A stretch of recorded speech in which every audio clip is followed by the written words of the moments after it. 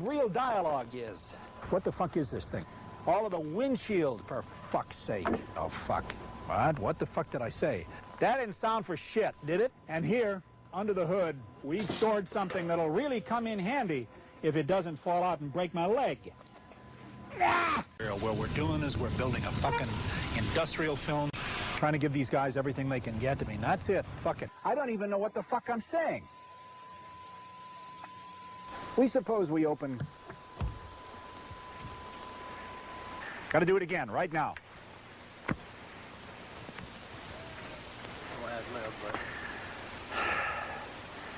Oh, fuck. Fuck. Fuck. Fuck. Oh, fuck. Shit. Tony, do me a favor, will you please? Will you? Will you do me a kindness? Leave. Yeah. I think I want to be walking in and out if you're going to fuck up and I got to come back. I don't make any difference to me at this juncture. Thank you very much. I appreciate that, Tony. Don't slam the fucking door. No more.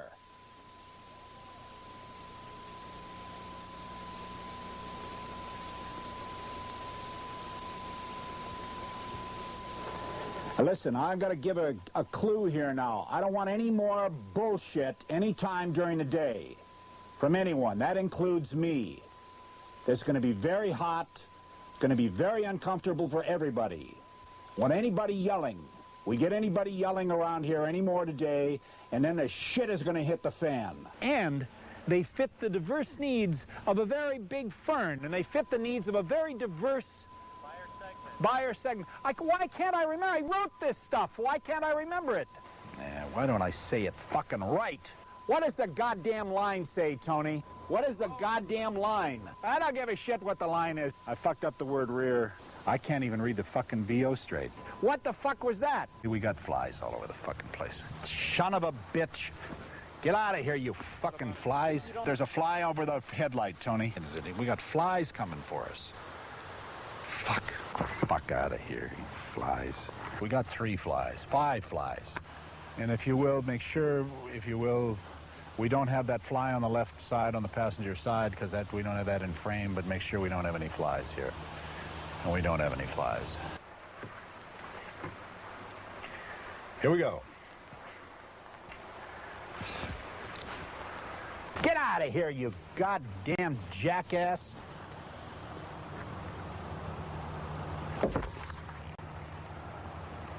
I gotta read it again because my mind is just a piece of shit this morning. God, I can't fucking make my mind work. Tony, give me a towel for just a minute, please. That... I'm blinded by that fucking hot light. Goddamn son of a bitch! What do you mean, I'm gonna fall off the fucking thing? Fuck. Just keep running. Bullshit. I'm gonna slate this fucker. All right, I haven't got time to mark this motherfucker. Here we go again. We can't hear anybody. Nobody can talk to anybody. Still speeding. Well, turn the fucking thing off, you dumbass. And I'd like to kick your fucking head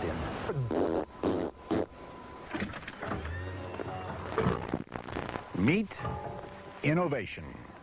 Money. Fuck. Not even funny anymore. Son of a bitch! Jesus Christ. Fuck! Shit. Son of a bitch. Jesus Christ. Fuck. Shit. Son of a bitch. Jesus Christ. Oh, fuck. Shit. Son of a bitch. Jesus Christ. Fuck off! What the hell's the line? Shit! What the fuck is it? Can't remember the goddamn line. The accoutrement that you will need. Accoutrement? What is that shit? I don't know, shit. It's just all gone. I get so goddamn diuretic when I sit here, and my mouth just never stops. For 1989, each individual storage compartment has this controlled light that you can put up your fern if you want to. How's that? What shot is it? Oh, shit. What did I do? Did I walk through it? It's going to be very helpful in keeping you from falling down, you big dumb son of a bitch. You're disturbing what's left of my brain. Yeah, but my mind is such shit. To say nothing of the flies in my head. Got a fly in my mouth and every fucking other thing happens. If I knew what the rest of the line was, then I would be in good shape. It's amazing how I just babble. Uh-oh. I guess my mind is going again. My body is dismembered from my mind completely. There's no words there. There's no words on our Fuck it. We'll do it live. Fuck it. I've never seen that. Fucking thing sucks. There's no words there. Okay. Take it away. Go, go. Yeah. Go, go. Yeah. Go, go. Yeah. Fuck it. We'll do it live. Fuck it. Go, go. What's that mean? To play us out? To end the show? Yeah. Yeah.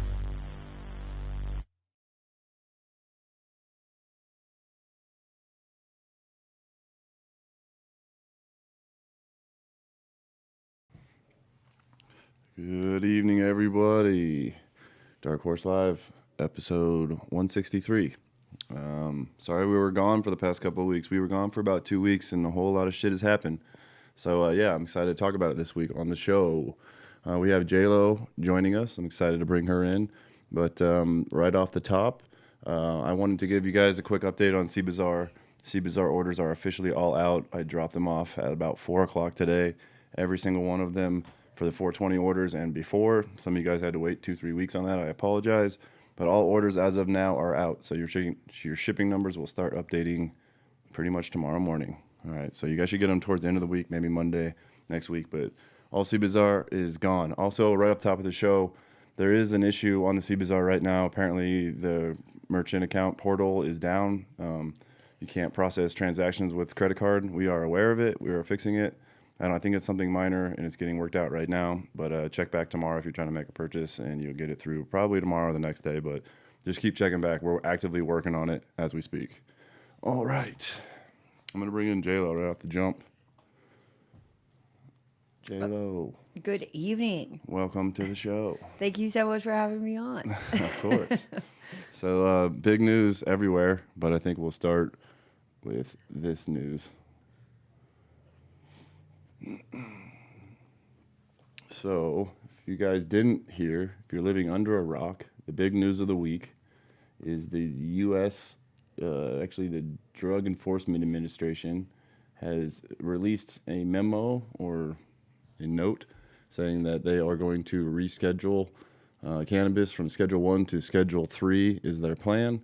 And it's not official law yet. They have to go, I think, has to get approved through Congress and everything else. And there's also a whole round of suggestions and comments that has to go through this. But basically, the DEA is changing its position on cannabis and wants to take it from Schedule 1 to Schedule 3. There's a lot to talk about with this one, but I don't know. What was your first thoughts when you heard this, J-Lo? How devastated I am. Our first thoughts were not good thoughts. I'm right there with you. And my first thoughts on this was, this is not a good thing. Cannabis shouldn't be a scheduled substance in any form. I think everyone out there would probably agree with that. But if you're not familiar with what Schedule 3 means, it's kind of funny to me because I've seen a lot of people on social media and everyone has their take on this. And I've seen a lot of people kind of saying like this is a good thing, or let's wait and see, or this is a step in the right direction. And dude, you're so fucking wrong. I couldn't tell you how wrong you are. In my opinion, you are so fucking wrong. So Schedule 3 basically means that the substance cannabis would be controlled basically by pharmacies. And we would all need pharmacy licenses and federal pharmacy. We'd run pharmacies, and you'd need prescriptions, and there'd be dosages. And it's, I don't see how this is possibly a good thing that could ever fucking happen. I see people talking about, oh, it'd be good for taxes or interstate commerce, or, you know, the one thought I had, which is like, well, if they federally legalize, then I can rent an RV and drive around the country with J-Lo, and we can go see everything. Smoke everywhere. Smoke everywhere without fear. But it's cool. not worth the trade-off. It reminds me of California when they did the legalization effort there, and a lot of the old heads were saying, don't do this. This is fucking stupid. And everyone just applauded its way to the dumbest shit I've ever seen. But no, I think this would be the death of the cannabis industry. What's confusing about it to me is this industry has grown so large over the last 10, 15 years that there are now mega players involved, like millions and millions of dollars. It has to be one of the biggest agricultural crops in America, and there's so much invested into it that I don't think you can just snap your fingers overnight and say, oh, it's going Schedule 3, and everyone is now illegal and you're gonna all have to get federal licenses to distribute this product, which that's gonna be a fucking absolute nightmare. What I would like to see, for those who are confused a little bit, what my position would be, what I would like to see is cannabis be descheduled altogether, and it should be treated like an agricultural crop, and we should be regulated like an ag crop, and we should be taxed like an ag crop. I don't see why it needs to be under Controlled Substance Act. I'm not sure other Schedule III drugs, but I think things like Xanax and like Valium and shit that you get in pill form from a doctor with the script that is oftentimes abused too. That's Schedule III drugs, and I think it's fucking terrible. But I don't know. What are you thinking? I mean, I'm intimidated of the factors. Like, I could see it where OSHA and things like that are eventually going to get involved then. And my first thoughts, honestly, where I was like, we're going to have to tie off pruning and things like that. Like, shit that's extremely annoying and more expensive, honestly, on just protocols. Like, we are extremely regulated, I think, already in Colorado compared to what most people think. And I think there's a lot of pros that could come from this as far as testing and like banking and things like that. But like you said, for what you're jeopardizing though to get that, it's not worth it. I mean, it's not worth it. What's the good if you can write off taxes, but the only people who are involved are big pharma? And you're spending millions, like you said, to participate. Like, we couldn't participate. That's the thing. No. And to build, kind of like to your point, like to build a cultivation facility that would be legal under a federal pharmaceutical drug guideline, we would need to spend millions on like just filtration alone. Everyone would be in super clean suits, and like a lot of the facilities act this way. They act like this. Yeah. But this would be a whole other thing where OSHA would come in and like you'd have to grow in literally like you're in a moon suit. Yeah. And your logs, yeah. Like all the data that you would have to log every time you went to like a second level, which honestly isn't that high. Like, let's just say 6 foot or above is OSHA's like standard, I think, requirements. And so it's like, when I think about how many times though we're stepping on like a step stool and that you would have to like sign a piece of paper and say that you're doing this, and you'd have to have a witness sign the piece of paper that you're doing this task. And I mean, we're so overregulated as it is. Yeah. It's like ridiculous. I mean, we could go on about that for an hour of this podcast, how ridiculously overregulated we are and how it does require us to like be on camera with our RFID tag track plants with a witness to watch us fucking cut it. To like, it's like, what the fuck are we doing here? This is an agricultural crop, dude. This is one of very little value, I might add, at this point. So it's like, what are we doing? But yeah, when I think of this whole federal aspect to it, there's not a lot of it that makes me think that this is something where it's like, oh, great, let's step in the right direction. This is absolutely a step in the wrong direction. If anything, under Schedule 1 right now, the states have developed their own laws and are proceeding how they want to proceed. When you go to Schedule 3, the federal government's going to come in and tell everybody that you're not allowed to do this without a federal license, federal tax, and then they're going to be very picky and stingy about who get these federal distribution licenses and whatnot. And you'll see 95% of the industry, 97% of the industry vanish because big pharma will take this over, pick and choose the large-scale grows that they're going to want to buy or retrofit. If not, just not buy any of them and build a mega Tesla-sized facility for cannabis for the United States, and that will be, the source, and it'll probably be owned by Pfizer or some bullshit. Well, and things like Colin and I were just talking today, actually, about like product back in the day,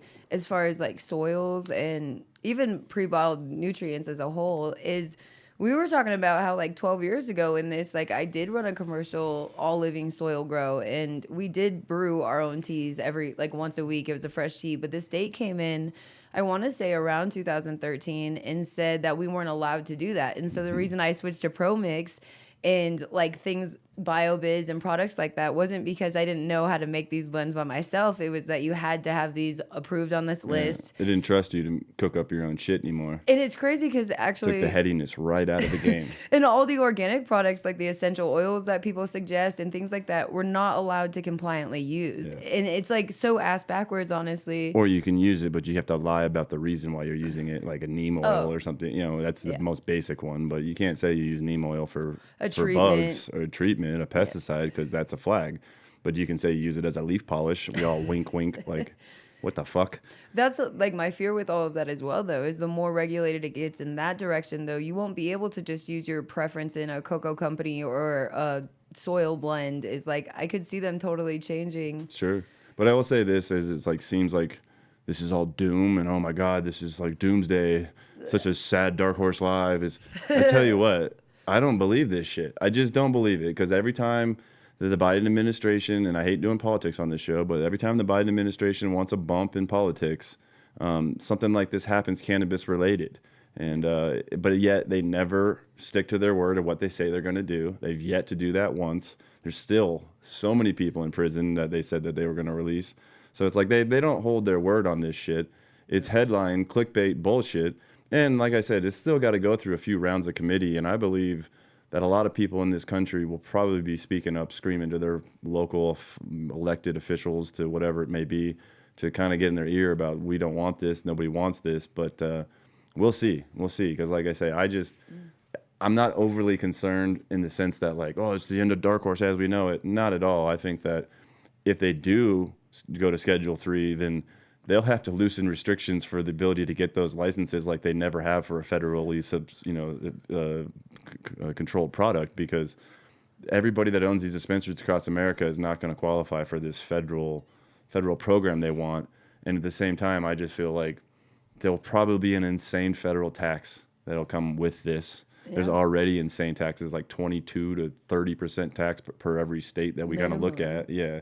So you're going to add a federal tax now of more points on the dollar? Like, I don't like it. I don't like it at all. I'd much rather see a push for, like I say, deschedule it treat like an ag crop. It's hard because I think like starting in the beginning, like when we really talk about this, being in the medical scene and like how you had to have balls to like really even do this or participate in like at any scale. I don't care if you had 10 lights to 600 is, I think there's like a heartbreaking part to watching all of the states evolve over the years, just in general, is like you said, is you never want to see anybody arrested for this or like in any of the like, or ill and they can't use this product and things like that. So there's definitely benefits I see, but at the same time, I watch the quality and like the treatment of like employees and I even customers, you know, like it just changed. It's like the quality, the standards. Sure. Well, that leads me to my next story, which I have for us, which is MedMen. I don't know if you saw this, but right around the same time, about the day before the DEA announced this announcement, MedMen made a pretty big announcement that kind of went industry-wide. And to me, this is something to rejoice about. I hate to celebrate one's failure, but at the same time, MedMen was one of the evilest companies that ever existed in the cannabis space, and they actively lobbied to keep people from home growing, to keep people out of, you know, like I'm trying to think of the jurisdictional bubble. They tried to, limit the number of stores, limit the number of grows, and try to monopolize this industry. And at one time, we're called the Apple Store or the Apple of cannabis, which I think is disgraceful. But at the same time, it's like this is a massive company that we've seen just make huge acquisitions, keep buying, think they could buy the marketplace. But this also goes to my point of why I don't think the DEA rescheduling really changes much, because there has been people with $410 million at their disposal that still fucking couldn't navigate this shit in a way. And it's like, that's why I say this is the death of corporate cannabis, because we are watching these huge MSOs. Now, they're not totally gone. Some of them totally still exist, but they are record losses. They can't sustain them. They have way too many stores, and there's a few markets that they'll probably try to capitalize in, meaning like Florida and New York and some of these spots where it's like maybe Chicago a little bit, where it's like, all right, we're going to hold firm here and try to take this one market, when they wanted to take the entire market, the entire United States. So you'll see them hang around a little bit, but to see MedMen fold like this, to me, is a shift in the right direction of what cannabis became. Because as you said, we've kind of seen cannabis turn shitty. Like the dispensaries, everything has turned shitty. So it's like, all right, well, what's the end result of that? Time for the mega corporations that never knew how to grow cannabis in the first place, never had a clue how to grow cannabis, are now finding it hard to compete in the space, even when they're trying to give this shit away. When pounds crumble to $400 to $600 wholesale, whatever they may be in your region, but when they crumble, all of a sudden the margins on this shit isn't so attractive, and the bigger they are, the harder they fall. And these guys are $410 million in debt. Well, first of all, who the fuck, like, what facility are they operating? Like, I feel like it has to have gold walls and like a silver floor or something. There's got to be something really bougie in here because I want to know how you could spend $410 million. It's not, just to be clear, it's not one store. Oh, okay. MedMen is like a chain. They're actually in Colorado for a while, but they're everywhere. They went to New York. I think MedMen was behind some of the lawsuits that blocked a lot of people from New York from getting their licenses. Oh, okay. MedMen's heavy in Florida, big in California. I didn't know that. Yeah, they're the true definition of an MSO. So they bought large and in charge. They spent a ton of money. And all over the place. It reminds me of ways of Dan Blazarian and his bullshit Ignite company, where it's like it doesn't matter how much fucking money you get, and you put $400 million, $500 million into some shit, and you buy up all these locations all across America, and you say you're a publicly traded company, and you're like, we're real now, and it's like you have no fucking clue what you're doing. Yeah. Nobody wanted to shop at these stores because the fucking weed sucked. The weed absolutely sucked, and that's why they went out of business. I have this like hippy dippy theory that HLVD and Fusarium is this way of the plant trying to protect itself at this point. Is like to the true lovers of cannabis and like the true like growers and breeders that truly care about this, because I feel like there's a touch that I think the community has lost touch in, because I think they've been lied to so much as consumers, especially when Colorado was the only state legal. You saw all these people come in and all these people with no experience like telling these people how it was grown and them having no fucking idea as bud tenders. Or well, this one's a crazy one in my opinion, because it is such a large, it's one of the largest companies in North America for cannabis. It's literally, without a doubt, it's one of the largest companies there is. So large that you could almost look at them as like, I almost like the situation like GameStop. Yeah. Where it's like the small farmers and the smokers, the true cannabis people, are like the people that were pushing GameStop. And these are like the hedge fund guys, or like the big fucking evil fucking other side. Yeah. Betting, like laughing in their suits and their helicopters, being like, yeah, you think that you're going to win, but you're not going to win because we'll change all the rules and we'll change all the shit. And it was just like, you don't know the people. You don't know the market. You don't know the industry. And the people pushed back on your shit and it crumbled at your footsteps. Like, and again, I hate to like cheer in the downplay of someone's tragedy, but at the same time, just like, you deserve this. Like, you deserve this, and this is the people clapping back, saying this is not what we want. When we thought about legalized cannabis, like, we didn't want MedMens of America or the True Leaves or some of these giant companies that are just fucking everywhere, fucking with markets, manipulating licenses, bribing people in certain instances and shit. Like, this is a pushback from, in my opinion, this is a pushback from the people that are saying it doesn't matter if you want to buy cannabis and just buy up the market space, buy everything, you're still not going to win. I think it's interesting, though, is when you think back like 10 years ago, I'm not sure if you ever went through this situation, but I would talk to investors and I would say that I was going to open treat and have this connoisseur dispensary, you know, and that I was going to finish my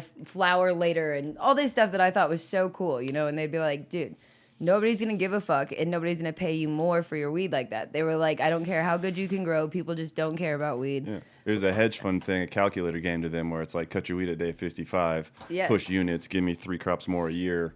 And you know what I mean? And like, that's success as opposed to, let's grow fire flower and sell it to the community and they'll love us. And we see it now, like honestly, even in Colorado with some of our biggest competitors or like biggest brands here for quality is like, we do hear behind the scenes stuff and like you do learn information about these companies and you're like, you are harvesting your shit extremely early. Almost everybody cuts early. That's basically what you're getting at. Yeah, that's almost exactly. Everybody's chopping early out here. And it's for the appearance factor. It's like it's so the trichomes look extremely white and it looks extremely frosted and they're avoiding obstacles like Fusarium flaring in their room past week 6 and some of these other things, testing, all kinds of factors, but it's made it where consumers think that aesthetically weed should look a certain way that's honestly not finished. Totally. And it tastes like shit. It doesn't get you high as well. Yeah, I completely agree.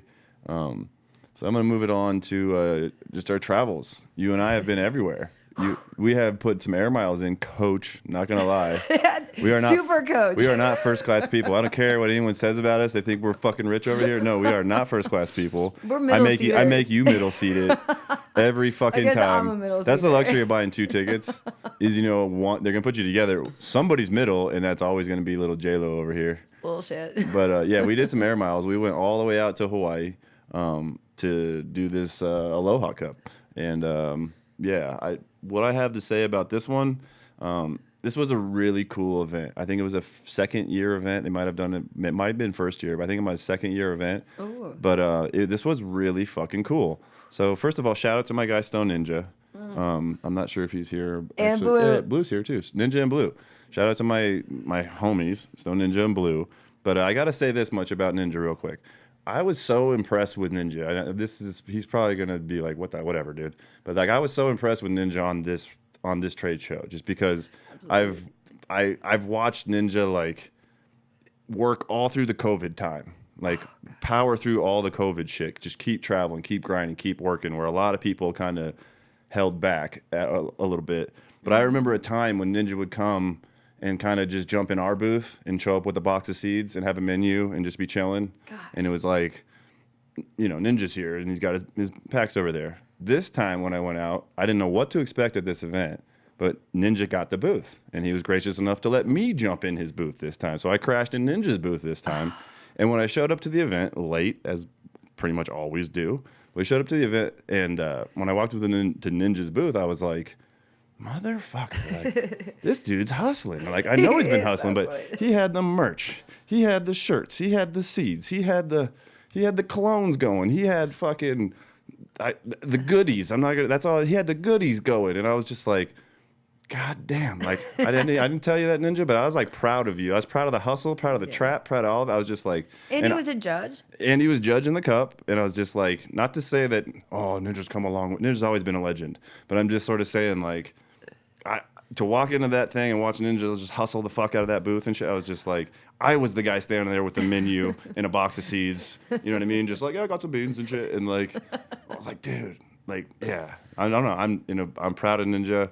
Ninja crushed it, and it was so gracious of him to allow us to kind of just crash in.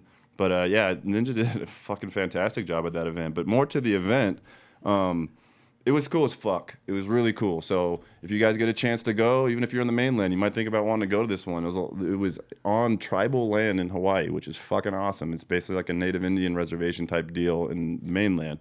But that means no cops. Like, no cops can come. Places like that. Literally no cop. They had a giant gate at the entryway, and like, you were on the kingdom land as soon as you come in, and like, there ain't no 5-0 in there. Like, and they, were obviously invited in to do this event here.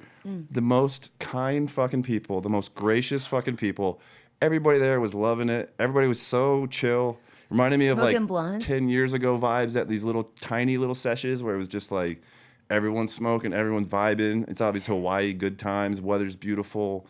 Like, where the location is it's like you're at the no shit. It's like having a party at the base of Jurassic Park waterfall. Definitely. It was fucking sick. You're just in a rainforest, just chilling, smoking Yep. with zero fear. Not that I fear much of like smoking pot, but still, it's like, dude, no one's gonna come up on you and be like, I'm undercover. You're fucking at the chillest spot on earth. Yes. Just vibing, chilling. Everybody was so cool, and there was tons of like, I don't want to sound like an arrogant way, but there was like tons of like new startup seed guys, and I was just like walking around, just kind of like, hey, like, you got some stuff, you got some all island stuff. All of it, I think Ninja and I were, and I'm forgetting his name. I'm sure Ninja will throw him in the chat. Chris, our buddy, our new buddy that was out there with some rosin chilling or whatever. Beautiful stuff. But yeah, chill ass dude from Oregon. But yeah, we were pretty much the only dudes not from Hawaii chilling. So like, but everybody there was so nice, like, just so cool. Such a well put together event. Like, Yeah. you show up and you're like, what is this going to be? I think even Ninja warned me. He's like, it kind of looks like a shit show when you pull up. He's like, but trust me, it's chill. I was like, all right, we're coming. So when we pulled in, it was like, where do we park? We're like parked in some dude's front yard, basically. And then a gator comes by and he's like, you guys need to ride up? And you just jump in. That was the best part. Just motor you right on up, and super chill sesh. But They had like 4-wheelers picking up people. That's what I'm saying. It was just like such a cool. very well put together, very chill. I would recommend anyone go to it next year. I hope it grows. I don't want it to get too big where it comes stupid, but I just want it to just stay like awesome like it was. Really But nice. yeah, like I said, that was really cool event. I was really happy to do that one, and just that's probably the first event we've done in over a year. So it's just cool to get out there and see people. Like I'm And- laughing because like I'm rusty. Like I used to have my lines like, "Come on in, let me show you my seeds." You know, like dude, I haven't done this in a minute. I was like, "Hi, I have weed seeds for sale. I sell seeds," and it was just like, man, I'm not with my flow today. I felt like you flowed great. I think that it was refreshing though to be around a crowd like that. Like you said, as far as they were very passionate about growing, but they didn't have a lot of experience as like a mass. And usually in Denver, everybody's like flexing. I feel like everybody's coming in hot, kind of like a weird vibe. I felt like that was just like very respectful. Everybody was just so kind to one another. Ninja says he wasn't supposed to have mainland vendors. He snuck us all in. I would like to point out I own some Hawaiian land, and I have the ink. That means I'm Hallie to the max. Okay? But yeah, the show was sick. It was awesome. Hawaii's chill. I wish we could have been there longer. As always, you I was have any gonna say. comments on Hawaii in general? I feel like it's just, yeah, it was really nice. It was a really good time. They did smoke more blunts too. Let me like point that out though. Is I immediately walked in and where the booth was chill too because you could smoke. And I like looked right behind where Ninja and Jason were posted up and there was these like 4 guys smoking a blunt. And I was like, that is my squad. I feel like that was nice. You don't usually find blunt smokers anymore. I'll be honest. Shout out to Soda Bean Co. who gave me this hat. Very nice. But our travels continued. We came back to Denver for literally like a day. It's like 24 hours. Didn't really even unpack a suitcase. And immediately jumped a plane to Minneapolis, Minnesota. And yeah, we went out to Minnesota. Never been in my life. But yeah, I didn't know what to expect on this one either. This is another one where very last minute, we got a booth pretty cheap because there only had a few left, and they hit us up, and we're like, I'm gonna fucking take that. I'm gonna take that booth. I'm gonna go out to Minnesota and just see what the fuck happens. And boy, was I glad that I did. I really was. Like, this is another one where you could tell I must be in a good mood today or something, but literally, like, this one was so fun. It uplifted me a lot. The Minnesotan people are fucking cool. Like, oh my gosh. Minnesota nice is now a term that I'll use because these people are so fucking nice. Like, these people are so fucking nice. Like I say, they are just getting started in Minnesota, so you can feel the excitement. It's like there's electricity in the air in Minnesota. So a lot of people are kind of coming up like, I'm doing my first tent. I got my first pack going. I want to go for one of these micro licenses. I'm gonna try to do a store. And so many people came and say, I watched the show. So many people said they watched the Space in it or the Home Grow TV episode with Dakota. And I was just like, man, like, that's really cool that so many people came up. And like I said, Minnesota people, fucking nice. Like, they were just so genuinely kind and genuinely, like, interested in what you have to tell them. Like, this sounds bad maybe again, but sometimes when we go to other places that are very cannabis saturated, everyone's an expert, right? Yes. Like, no one wants to learn anything. Everyone knows everything. Like Like, let crush me your tell you soul. about all my shit. Like, I don't care what the fuck you do. I got my shit on lock, and I'm better than you. And go to Minnesota for fucking 48 hours. It'll refresh your soul. You could just explain to people how, it's just about products, about stuff, and just really interested, eager to learn, like hungry for the knowledge. A lot of people that were from other places had moved to Minnesota to get into, like, a lot of Colorado people were in Minnesota that would There stop was a by. lot. They were like, oh, we know you guys. And I was like, oh, you guys moved out here. They're getting started in Minnesota. Yeah. But yeah, I don't know. Don't you know? I feel like we Don't gotta you know? shout out Gerhard while we're talking about Minnesota people in the chat. Gerhard is amazing, and I know he's from there. But they are the nicest people I have ever met in my life, and everywhere. But I feel like at the event especially, I have never, ever experienced that, where everybody... It was different. That's why we're going on and on about it. I feel like people are just think we're Sparkly. being overly nice or something because some people bought some packs or whatever. No, like, it was a noticeable weird. difference, even from Denver. And I love my hometown. Trust me, I'm a Denver guy. But we got some assholes here. Like, just coming back from Minnesota, driving home from the airport, I probably got flipped off 3 times, fucking honked at, cussed at, fucking whatever. And out there is just like I say, you could leave your door unlocked, your car unlocked. Like, I swear, it's just fucking chill. We went to the mall, and I thought that this was interesting. I forgot. The Mall of America. And when you take J-Lo to Minneapolis, Minnesota, you have to take a stop at the Mall of America, which was my first ever visit to the Mall of America. This is not really cannabis related, but let's talk about Mall of America. Holy shit, what is this place? Well, yeah. This is fucking insane in there. Next level, straight up. Dude, it is so big.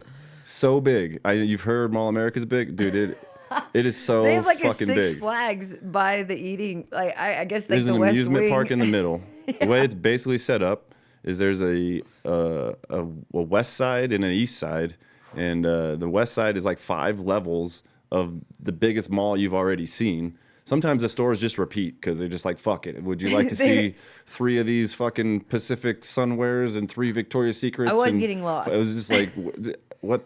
Biggest Victoria's 17 Foot Lockers in that bitch or whatever. But you just kind of keep walking, and it's just the craziest shit ever. And then in the middle, there's a giant amusement park.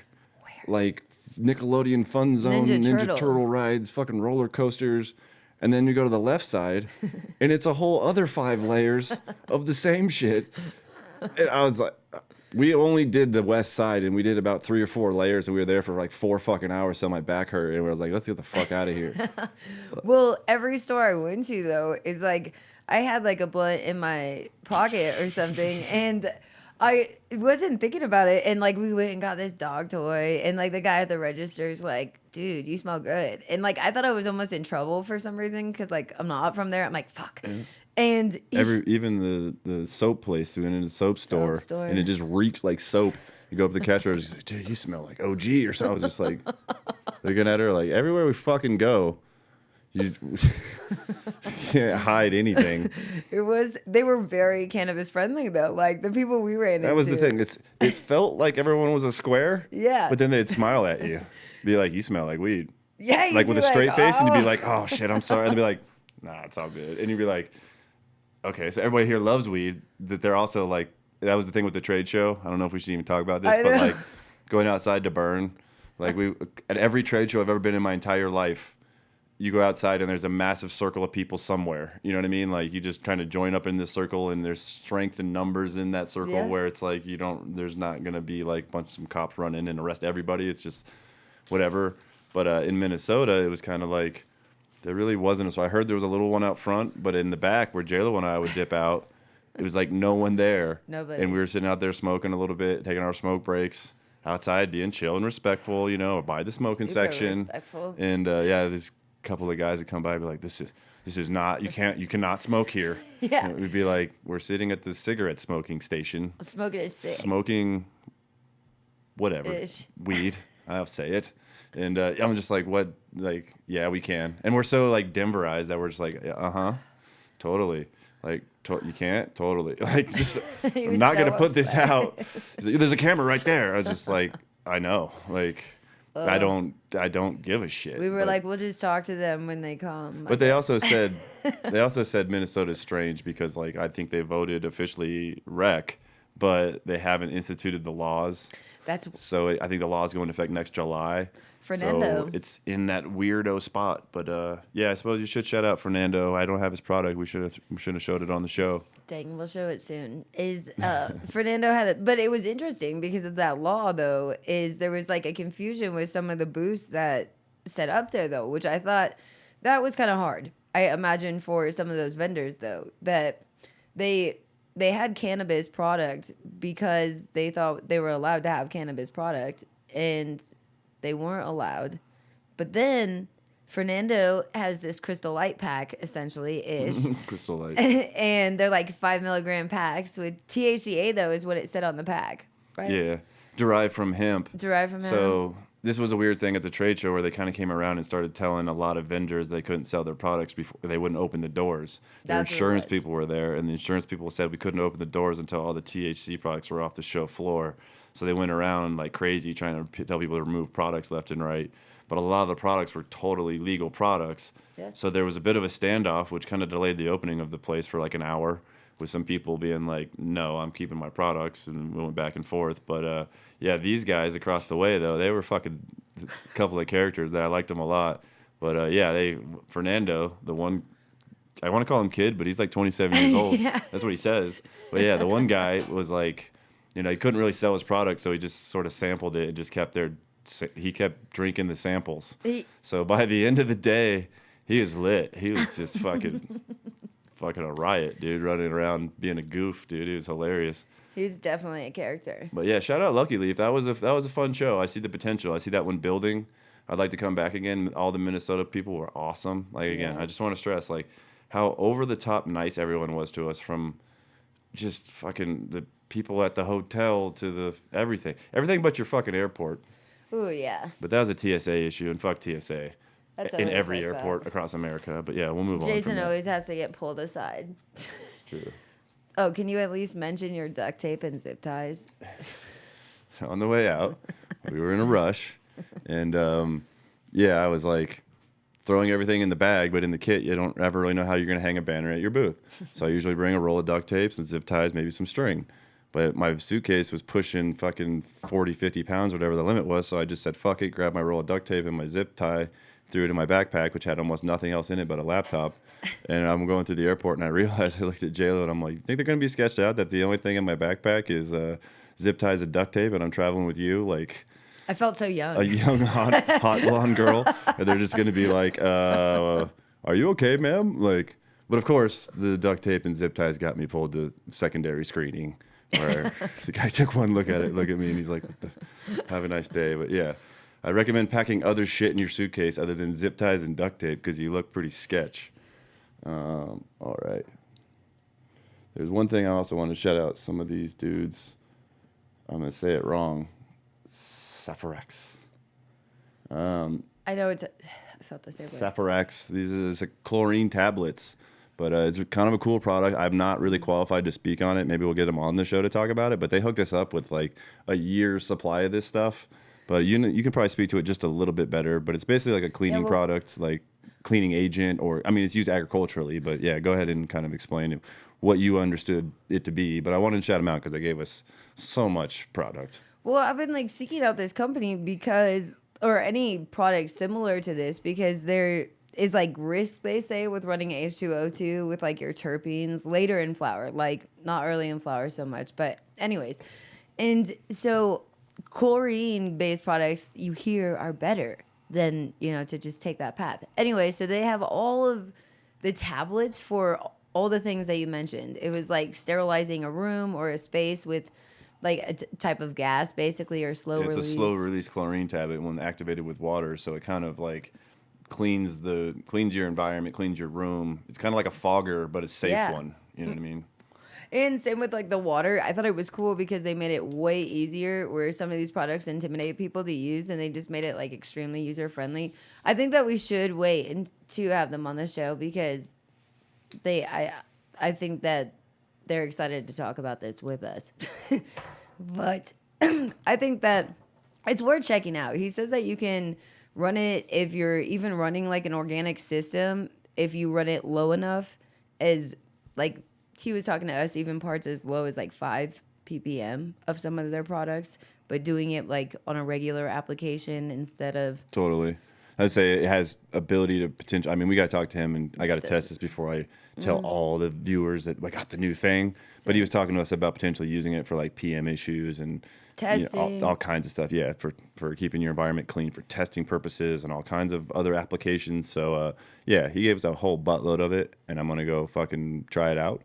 And yeah, we'll report back what we kind of find out a little bit. We'll try to get them on the show so they can explain it much better than I. They had a fancy scientist.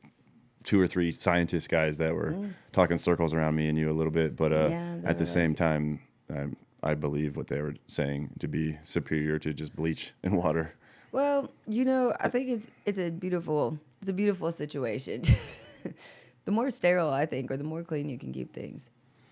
Excellent. So that's kind of a have for our recap. I did want to talk a dispensary update real quick. Dark Horse bought a dispensary. If you didn't see last week's show, we went ahead and bought a dispensary. So I'm officially what you call like house poor, where we're shop poor. So yeah, it was not an easy thing for us to do, or for I should say me to do. But yeah, we've got a dispensary. A lot of the paperwork finally came through the other day, so it's closer than I thought it was going to be as far as timing. But I don't have an official date for you guys. But yeah, well, I'm at the point now where I need to start looking for a few specific people. We're going to need a couple of bud tenders. I want to shout that out right now. We're going to need a couple of bud tenders. I'd like you to be experienced, although you don't necessarily have to be, because we can train you up. But really, I'd like a couple of experienced bud tenders, particularly people that are experienced with Flow Hub. I believe that'll be the point of sale that we're going to use. But this is Denver, Colorado. Yeah, we're going to need a couple of bud tenders. I'm also looking for a couple of joint rollers. I'm going to try to work something out with my guy Stone Ninja, where we're going to have some ninja doinks, potentially. That's the plan. We're going to try to get some ninja rolls in here, but I don't want to use, as I vowed to on the last show, I don't want to use knock boxes. I don't want to do trim, crumble, floor dust pre-rolls for $1. I want to hand roll fire cannabis joints, and I want all pre-rolls out of this shop to be hand rolled. So I'm looking for some people who are really killer at hand rolling joints. You got to be fast, you got to be efficient, but more than anything, they have to be consistent, uniform.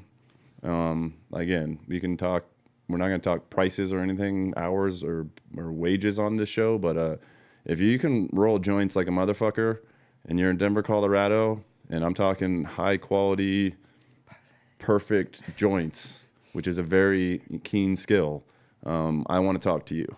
So yeah, we're looking for that. Also in the chat, anyone kind of chime in on this, but I'm looking for Colorado specific comments. But I'm curious as to what products some people would like to see regarding edibles, lotions, salves, drink, those kind of things. What are your favorite products? Gummies. Tell us what you want in the shop, at least to get started. My vision is potentially just to use Dark Horse flower once we get the garden completely online, to use Dark Horse flower for a lot of the products.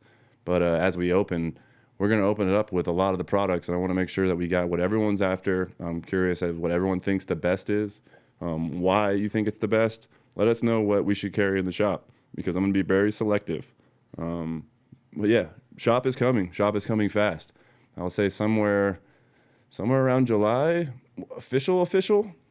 But it'll probably be soft open way before that. So yeah, stay tuned. Things are moving quickly now. And I feel like I'm a little bit behind, so it's time to start looking at getting some help. But yeah, Jayla, you excited? I'm super excited. Looking at having some treat products potentially coming down the line. I think that the new warehouse, like the new grow, is kind of like the most exciting part for me. I think the store is great for Dark Horse, for the brand, like all of these things. It's going to be phenomenal.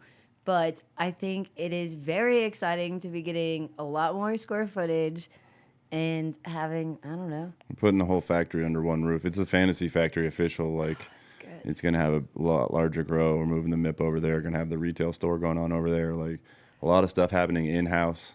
And, yeah, a lot of exciting shit to come for Denver. And, yeah, I'm excited about it. Really, truly am. Yeah, with that said, I wanted to touch real quick on something that you were talking to me about, just growing. I don't know. We talked cocoa, rock wool. I saw you get fresh with somebody in the comments a few days ago about someone who's telling you that you're stupid for using cocoa and rock wool. And I guess it would be the concept of like a double pot. Like, I don't know if people are familiar with double potting, but you used to be very commonplace where you take your 1 gallon in soil, take your 1 gallon and put it in a 5 gallon, and leaving the top almost 3/4 of it exposed. Yeah. So that the roots will grow deeper into it and you allow air into the sides. And yeah, it was called elevated double potting back in the day. It was a heady tech. But yeah, now we're using 4-inch rock wool cubes and sticking them in some rock wool about, I don't know, half buried. And things are banging. Things are fucking looking fantastic. I like the transition. I like what I see. But I just wanted your comments on it. Somebody said you were stupid for doing that. So why does he think you're stupid? I mean, I think that honestly, it doesn't like really piss me off. It's like I can see where people would think that this was like strange or like it wouldn't like make sense. It looks weird, like you're an looks- idiot. Yeah, exactly. But I if you know what could you're understand doing- where they're coming from. If you know what you're doing, it's the purpose. There's a purpose behind it. Yeah, like I just wish that sometimes like people would, I don't know, like feel out a question more when it's like, anyways. But I think this system, as I've ran at like multiple companies as well, is successfully, would I say that, is like Harmony Extracts, and plenty of other, it doesn't matter, but they just placed at Cannabis again. And I think that when you're combating things commercially, period, like when you want to keep a sterile environment and get the most out of your plant, I believe this after working at Rare Dankness, honestly, and running Rockwool, slightly different system, you know, but similar, is cocoa is really just like a buffer to the Rockwool. Instead of using slabs like we did at Rare Dankness, is you're using cocoa because if like your pumps go out, like some of the obstacles we actually ran into at Rare Dankness, like if the drip line gets shut off for whatever reason, or like a drench application, something like that, is you'll kill thousands of plants. And like things like that can go awry when you're like relying on a staff, or like you have a lot of movement in a grow, or the power goes out, you know, like say there's work getting done on your street. Right. It's like they're not very forgiving. So anyways, it's like when you look at things like HLVD and Fusarium nowadays, and combating like root aphids or just all kinds of like fungus gnats, thrips, like I don't know. I think that this is like a good system to keeping your plant like that root ball where it's not saturated. It's like actually drying out, but it has like this buffer of the cocoa. And I think like how you feed these plants is extremely important as well. Is like if this person, I'm assuming the person that was talking shit to me is probably running a soil like system. I'm sure they're running like, I don't know, Jeremy's like Build a Soil or something like that. And those are beautiful lines. Like it's nothing, but it's completely different. It's like we're watering these plants and feeding our plants every like 4 times a day, hypothetically, but they're eating a different range, like within all those feedings, and they have like a different dry back time. All this different shit is going Completely on. different. It's apples to oranges. Exactly. Kind of your point, yeah. Yeah, and you have a dripper that's like placed in the actual 4-inch block, and it's a stake that actually penetrates fully into the medium, and then you have the other one into the actual cocoa. So I don't know, depending, like you said, on how you're running your system, it's like hard to describe it like quickly on a show like this. It could be a show within itself. Is like this EC and how you're manipulating this system is completely different than like if you're running a living soil system or hand watering, honestly. Like even following like a nutrient feed chart's not the same as what you're doing. No, thank you for touching on that. It's like, so he like mentioned the Floraflex, which we love Floraflex, but we're not running their nutrients particularly. And we honestly are running like kind of a weird system because we're using Floraflex's pots with Netafim drippers because our stalks are too big to be held in the caps. And I feel like, I don't know. It's definitely a hybrid, so I could see why it might be confusing to somebody because it's a little bit of everyone's shit. Yeah. But use the best parts of everybody's stuff. That's exactly it. And I feel like, I don't know. It's like, I don't know where I was going to go with this. You just asked something and I put hash in this blunt and... No, that's it. That's a wrap on thought. Now, there's a couple people in the chat. Oh, the treat nutrients. Sorry. Go ahead. Sorry. Is the EC is like the reason that like my nutrients line is different than these other companies like Athena and stuff like that is because we're feeding with the same nutrients like so our clones eat at 1.4 is the EC that we sit at. And as they mature and get older, I'll increase that range by like manipulating the dry back time and things like that. But the hottest I ever see our feed go, and it's with big plants and flower, is like, let's just say an EC of 2 for those that like are running salt mixes. And this, you're using the same parts in every single, like in cloning, veg, flower, like it never changes. There's no like, this is for flour and this is for veg. It's almost like a universal system. Yeah, and so if you're running... It's easier for a lot of people, I think, to follow or maintain or understand. And it has everything that you need in it. It is synthetic salts, but the thing is we run an all natural line. It's like derived from all organic products. And yeah, I just feel like it's just different. It's good is what it is. All right. So yeah, there's a couple people in chat I just wanted to address. I mean, we don't usually like feed the trolls or anything. I don't even know if you're trying to be trolls, but Butters, if you want me to get in touch with Rooted Leaf, we'll get him in touch. We'll put him on the show. I have no idea what the fuck you're talking about, my friend, but yeah, we don't use Athena. I don't know if you're in here just spamming to like sell some product, but that's probably not the best way. Just hit me up, darkhorsegeneticslive@gmail.com. Tell me how to get a hold of Rooted Leaf, and I'll reach out to him, and we'll see if we can get him on the show. Also, Terp Titan. I don't really... You've been kind of like going ham for a minute. I think you're the guy that got upset after the homegrown TV video. This all goes back to fake seeds or something like that.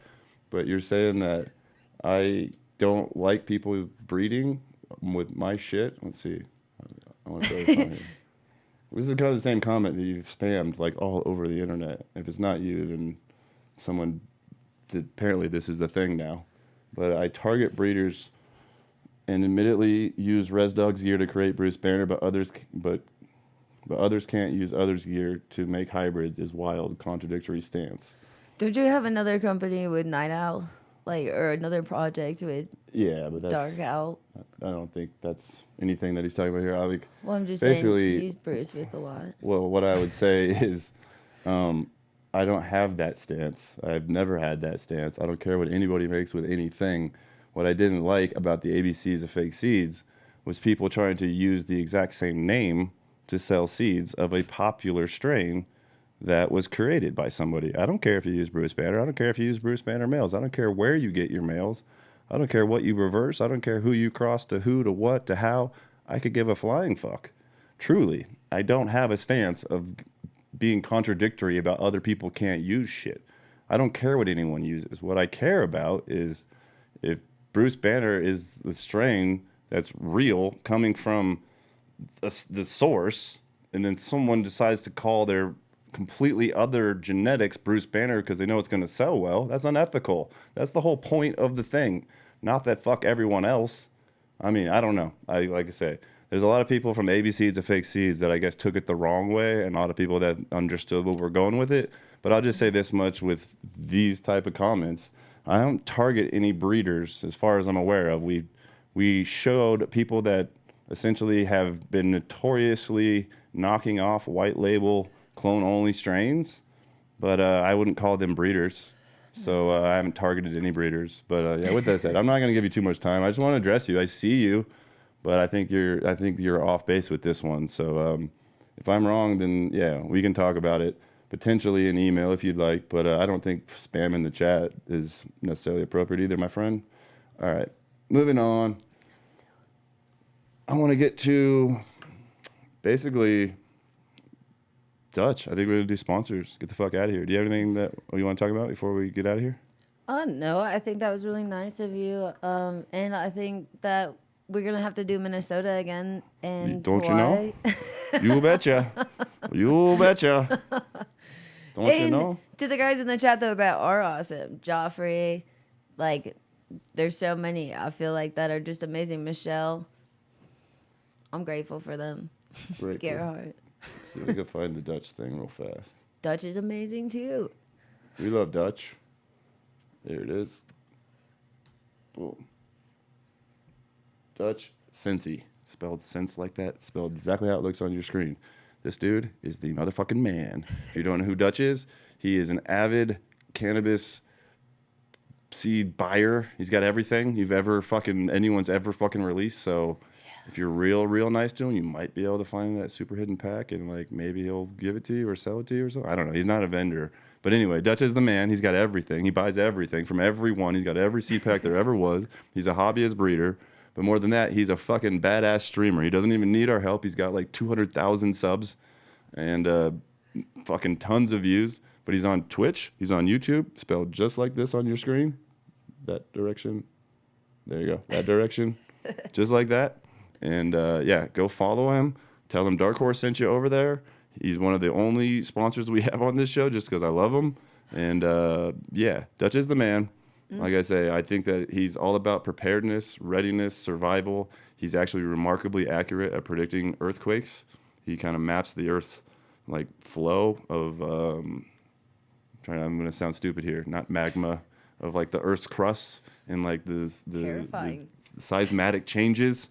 And he can predict with remarkable accuracy where the next earthquake is going to be, the big ones. And he wants you to be prepared, especially if you live in an earthquake-type city.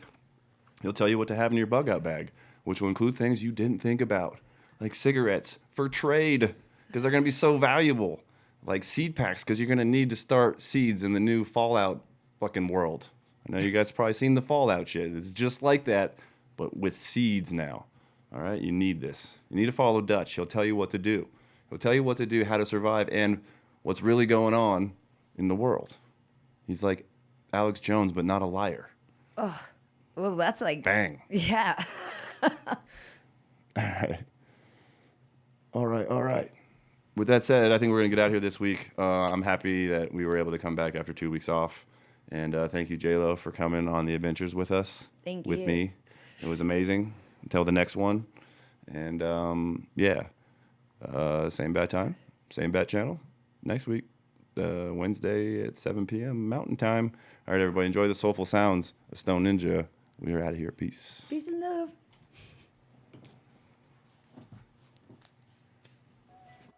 Little pirate gay fish, come sit on my shoulder today.